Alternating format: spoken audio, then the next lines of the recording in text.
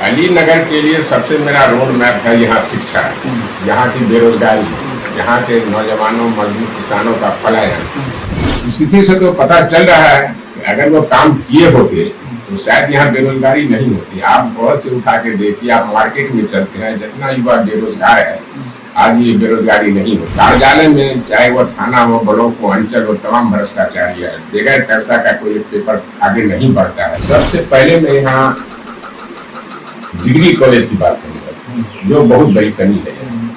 ये degree college तो मिसिर लाल यादव भी करते थे, लेकिन जमीन पर तो नहीं उतारे। लेकिन मैं जनता से वादा करता हूँ आपके माध्यम से, अगर जनता हमको वहाँ भेज दिया तो सबसे पहला मेरा कदम यही होगा कि मैं डिग्री कॉलेज को जब तक के जमीन पर नहीं उतारूंगा अली नगर में, मैं विधानसभा पटना से क्षेत्र में नहीं आऊंगा।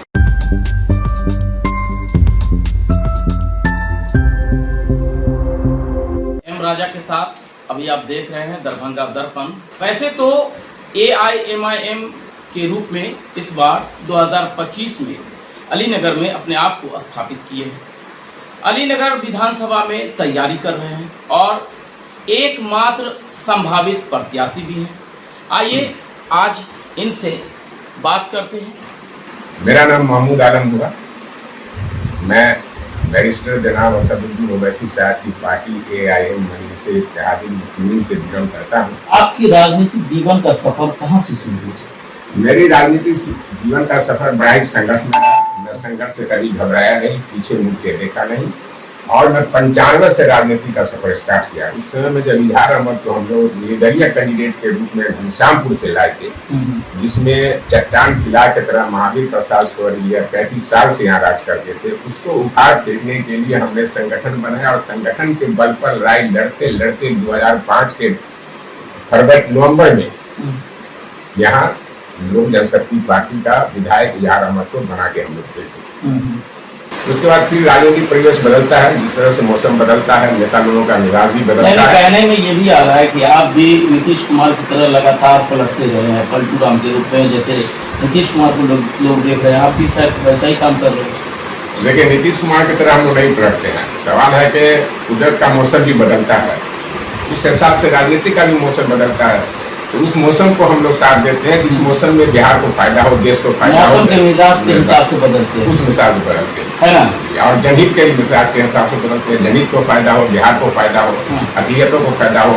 अली नगर विधानसभा में आप चुनावी मैदान में हैं, तैयारी कर रहे हैं, आप बोल रहे हैं कि ओवैसी साहब से बात हुई है, तो अली नगर के लिए क्या कुछ रोड मैप आपके पास? अली नगर के लिए सबसे मेरा रोड मैप है यहाँ शिक्षा, यहाँ की बेरोजगारी, यहाँ के नौजवानों मजदूर किसानों का पलायन, यहाँ के लिए सुरक्षा, यहाँ के महिलाओं के मान और सम्मान, यह मेरा एजेंडा है। हमारी पार्टी अगर विधानसभा में जाती है तो मैं सबसे पहले इन्हीं सारी मुद्दों पर पुरजोर आवाज उठाऊंगा, और मैं यकीन रखता हूँ कि इस सारी चीजों को अली नगर विधानसभा में सदा के लिए सौंप। तो आप मानते हैं कि जो अभी यहाँ के जो विधायक हैं अली नगर के, वो इन सभी मुद्दों पर काम नहीं किए? स्थिति से तो पता चल रहा है कि अगर वो काम किए होते तो शायद यहाँ बेरोजगारी नहीं होती। आप बहुत से उठा के देखिए, आप मार्केट में चलते हैं, जितना युवा बेरोजगार है आज ये बेरोजगारी नहीं होती। जितना हमारे यहाँ से पलायन हो रहा है, मजदूर का, किसान का, नौजवानों का, ये पलायन नहीं होता।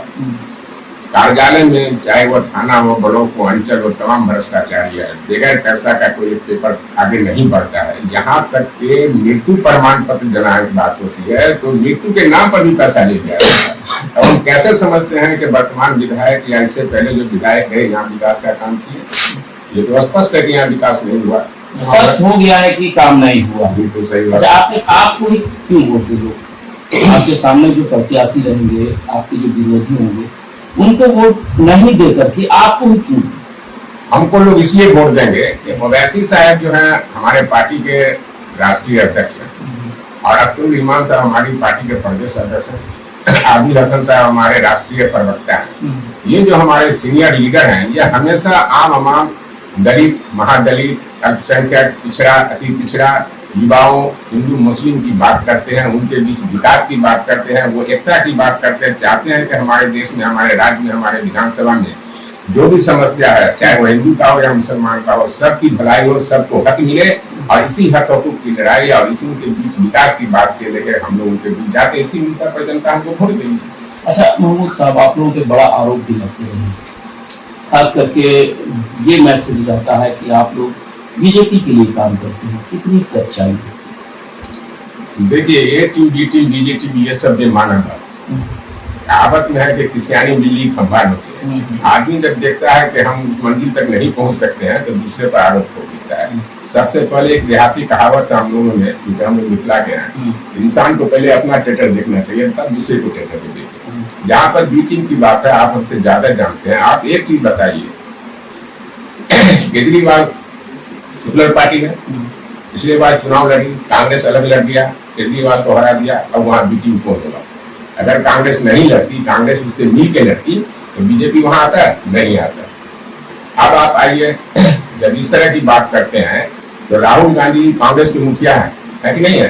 उनके एक भाई, उनकी एक चाची बीजेपी में है, सांसद भी है और अभी भी है, पहले भी थे। अब आप बताइए कि उसमें बीजेपी कौन है? तो वैसी साहब है कि उनका भाई है या कांग्रेस पार्टी बीजेपी है। अब आइए आप अखिलेश यादव जी, अखिलेश यादव दो भाई है, एक भाई सपा के मुखिया है, एक भाई बीजेपी में है। अब आप बताइए कि बीजेपी की बी टीम वो है कि बीजेपी की बी टीम है? आपको याद होगा 99 से 2000 में ममता बनर्जी वाजपेयी जी को समर्थन देकर केंद्रीय मंत्री बनी थी, जो अभी सेकुलर कहला रही है। अब आप बताइए कि कौन है बीजेपी? वो है कि हम है? ये खामखा ये सब बेमाना है, इस सब का कोई मतलब नहीं है। उनको डर है कि हमारा भूख जो है खिसक जाएगा, इस वजह से कुछ न कुछ इल्जाम लगाते हैं। इस सब को हम लोग जगह नहीं देते। मतलब कि ये जो बातें हैं ये बेबुनियाद, इस पर कोई रद्द अमल नहीं है, कोई नहीं। अच्छा, एक चीज आप बताइए, क्योंकि आप विधानसभा में आप आ ही गए हैं, आप अगर एआईएमआईएम से प्रत्याशी बन जाते हैं, ठीक है, तो सबसे पहले आप जो लोगों के बीच जाएंगे तो आपके पास में क्या मुद्दा होगा? सबसे पहले मैं यहाँ डिग्री कॉलेज की बात करूंगा, जो बहुत बड़ी कमी है। ये डिग्री कॉलेज तो मिसिर लाल यादव भी करते थे, लेकिन जमीन पर तो नहीं उतारे। लेकिन मैं जनता से वादा करता हूँ आपके माध्यम से, अगर जनता हमको वहाँ भेज दिया तो सबसे पहला मेरा कदम यही होगा कि मैं डिग्री कॉलेज को जब तक के जमीन पर नहीं उतारूंगा अलीनगर में, विधानसभा पटना से क्षेत्र में नहीं आऊंगा। अच्छा, कहा जा रहा है कि एआईएमआईएम जो है ये सिर्फ मुसलमानों की पार्टी है। अगर मुस्लिम की बात करते तो राणा रंजीत सिंह राजपूत का बेटा वो इस पार्टी में नहीं रहता। ताजा मिसाल आप देख लीजिए। मतलब ये सब अफवाह है, ये सब अफवाह है। अच्छा, चलते चलते विधानसभा के लोगों को, खास करके अलीगढ़ विधानसभा की जनता के है या मतदाता मालिक के है, उनसे एक लाइन में क्या कुछ अपील करना चाहिए?